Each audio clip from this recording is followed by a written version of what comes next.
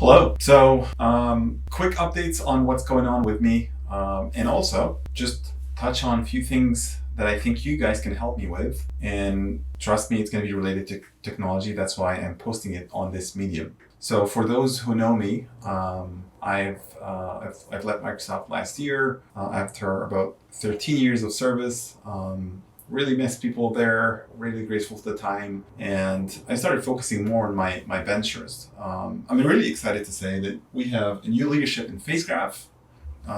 Really excited for the new CEOs working on getting new local government contracts and stuff, and giving me a lot of time to focus on my new venture. And I'll talk about the new venture in a minute. But what really is important for me today is to talk about a problem that I faced personally, and I'm pretty sure it touches more than myself. So just a little story. If you don't know, and you probably don't, I'm originally from Egypt, so the Middle East. And if you've been following the news in the Middle East in the last 10, 12 years, there has been a big event called the Arab Spring.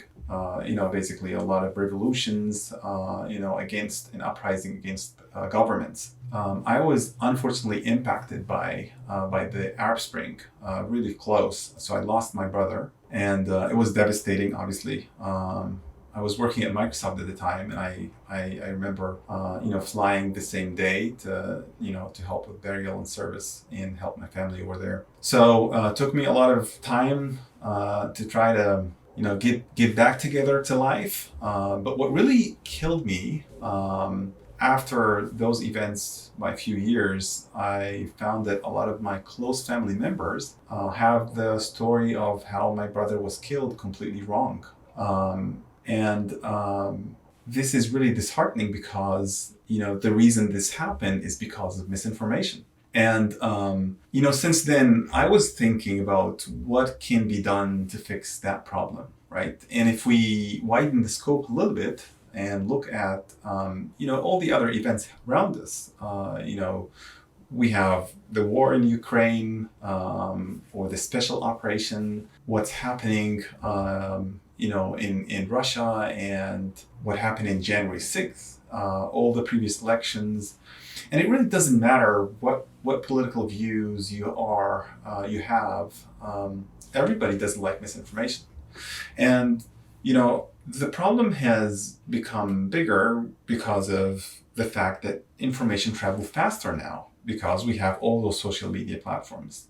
And in the recent years, people have gotten better at using social media. Governments and companies have gotten better at using social media mediums in tricking them and trying to basically go around their measures. So most of the people don't really publish wrong information intentionally, but some people do. And a lot of those companies have been working together to try to find ways to battle misinformation. And some of them have done things, in my opinion, are really good. Some of them worked on algorithms as well as mechanisms for users to contribute into battling misinformation, where, for example, you find a content that may have some wrong information, and people will say, okay, who can judge and so on, but let's just assume that this is not a problem. When you, for example, detect something that is not consistent with with what the platform thinks, let's just say that, they would just put a label on that content that, okay, for example, this doesn't really comply with the CDC. So this is just a good example for Corona. I think, in my opinion, this is a good way of trying to battle misinformation, because even if what's being said or the label is not correct, it just invites you as a reader to think about the content. It reminds you, because sometimes if you see some content that really works well with your views and it's wrong, you may not even notice that it's wrong. You may not even question it and just believe it, right? So this happens to everyone, including the ones that are really careful. So having that label is a good reminder for people to think. And I think it's better because it's a good mechanism to battle misinformation, because you as a platform, you are trying to balance between the freedom of speech, not blocking people, and battling misinformation, which is a very hard balance, right?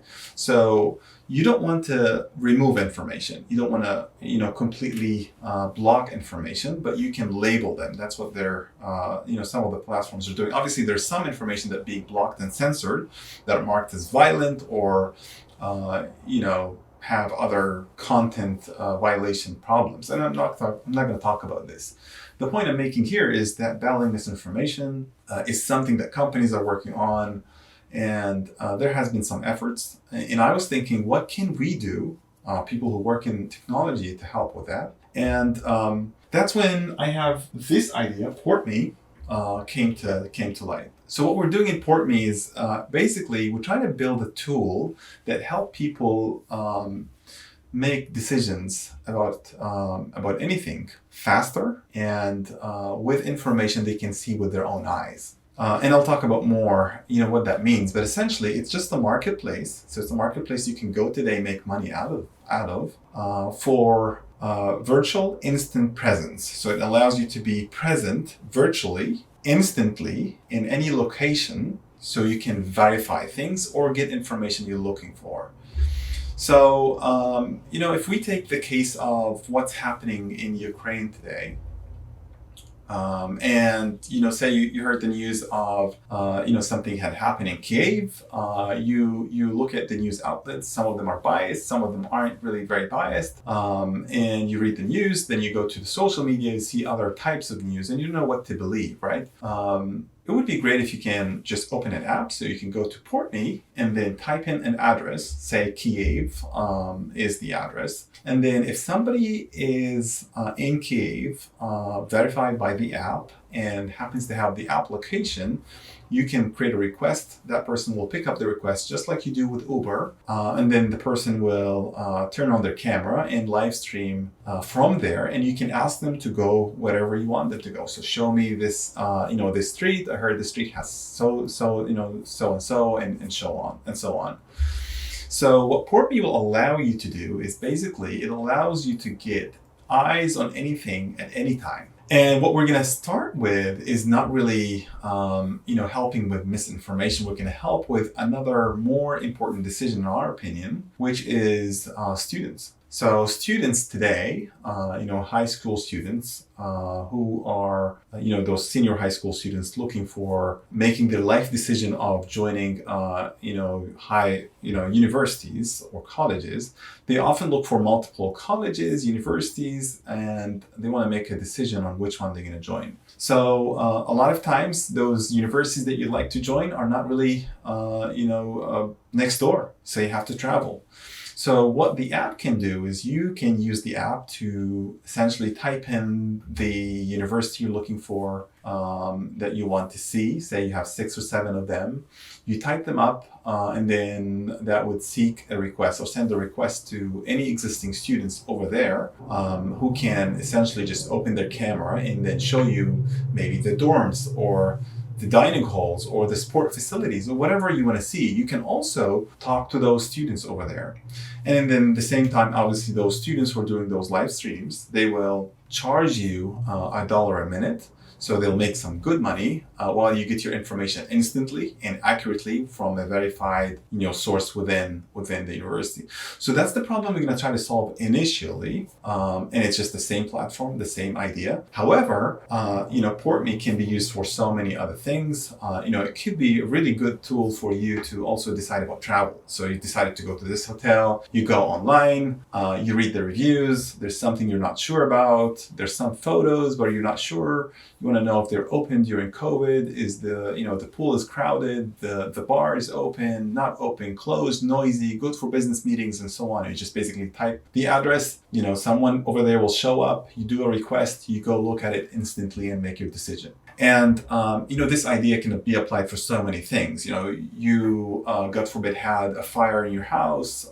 You call an insurance agent to inspect the house, to process the claim. You don't have to have that insurance company send someone to the house. You can just basically either have someone walk through the house doing a live stream on PortMe, or you can just do it yourself. And, the use cases don't really end.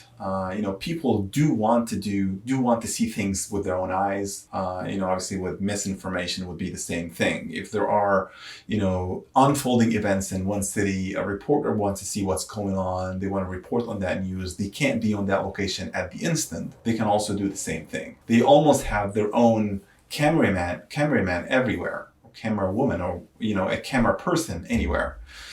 So this is something that we think will change the world in terms of how people can, get the information quicker and more verified. So we don't have the problem of misinformation. And what I'm hoping you guys can help me with is, what is the first use case that we should start with? So we've decided to start with, the students, helping students deciding on their next college. We already have great momentum with students, but what other use cases you think is the best one to start with, so we can grow the network and then have, this app become more mainstream? Should we focus on the travel? Or should we focus on news? Or should we focus on the insurance industry and, those, particular areas where you essentially just use it as a utility to get things done. So I'd like to hear from you, please. And if you'd like to support me, the link for the app is in the post under the video. I'd like to just go to the link, download the app, and more importantly, put in your phone number and put the verification code and get registered and just use the app. Let me know how it works. So just registering to the app will help me a lot. And then any feedback is welcomed. Appreciate it. Thank you very much.